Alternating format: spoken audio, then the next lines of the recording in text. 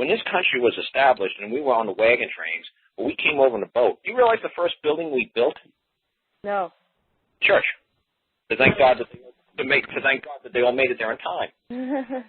So at times, since it was the only building meeting place in town, they would hold court there.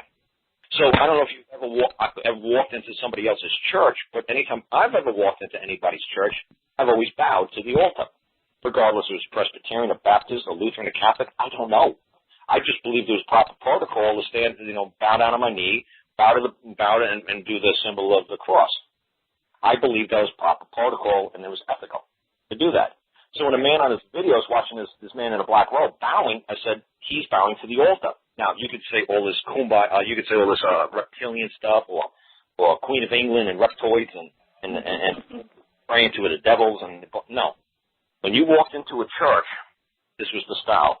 You bowed to the altar before you stepped behind the altar. So that they would say, oh, look, the judge bowed to the guy. No, he was bowing to, the altar. It was protocol when you walked into a church, you bowed. Yeah, and the judges here still do that as well. They bow when they come into the courtroom. Can you look at it as evil and Illuminati and devil worship and everything? Well, sure, you just go right ahead and believe that. Or do I want to look at it the way they would, like the circuit judges would go around from church to church to church, and they conduct their public business when it came to court matters, and they go to a local town. And it's like, okay, I'm the judge. Where do you guys hold court in this town? Over there at the church. That's the only building we built so far? Yeah, okay. So he'd walk in, he'd bow to the altar, show everybody respect. Everybody would be sitting in the pews waiting for him to start. He'd bow to the altar. And they're like, well, that's nice. The judge bowed to our altar, whether you guys were Mormons or Lutherans or whatever you guys were in that little Midwest town or far west town. He was polite, and he was courteous and respectful, and he bowed. It has nothing to do he was bowing to the people. It has nothing to do he was bowing to the man before the court. It has nothing to do with that. But that's what these people want to all wrapped up in, this Illuminati nonsense that the judge is bowing to some sort of something. No, he's just being respectful. Common courtesy. Now, when we try to file our paperwork again here, should we keep that red box around that, or will that matter whether we have the red box around it or not? They may or may not accept it. All the red box basically means is that there is nothing to be entered in and nothing to be taken out of this paperwork. Yeah, it's non-negotiable, basically. It's non-negotiable. Here. Right, exactly. So that's all it's basically saying. Okay, good. That's all it's basically about. And like I said to people, it's very simple. It's when Hannibal was coming over the Alps, the Romans knew how to keep the elephants at bay was to just slaughter some horses or some cattle and lay blood across the elephant's trail, the path. Because the elephant's tusks would pick up the smell of blood, and the elephants would get scared, and they refused to cross that bloodline. Right. So, like I said, if you look at any of the popes, they're called papal bulls, P-A-P-A-L-B-U-L-L. You see all his papal bulls have that red box around it. So it's probably just an ancient Roman thing that the people back then really, loved. So it's just a tradition and a custom that kept going for years and years and years. So that's the significance about the red line, as far as I believe. If the Catholic Church did it for some reason, that's why I believe they did it.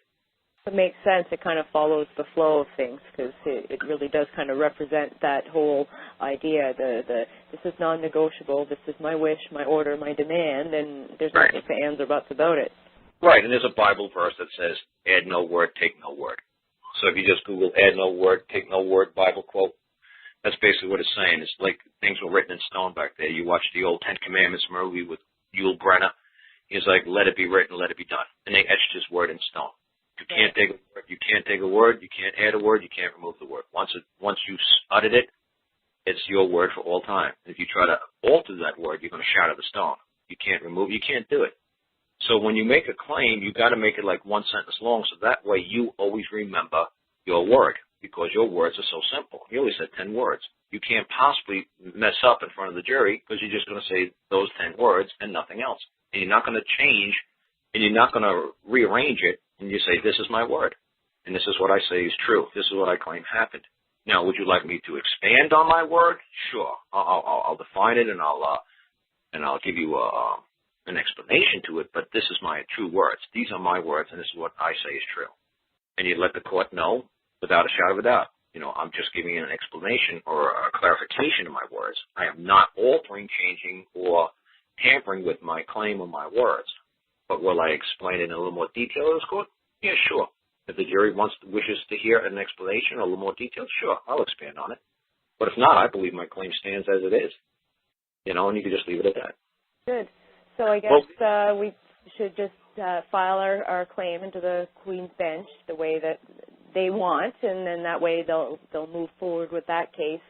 And should we continue with their filing the habeas as an applicant into their case, or still try to make it separate?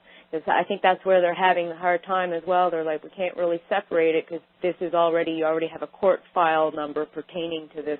Sure. There's nothing wrong. There's nothing wrong that somebody already had.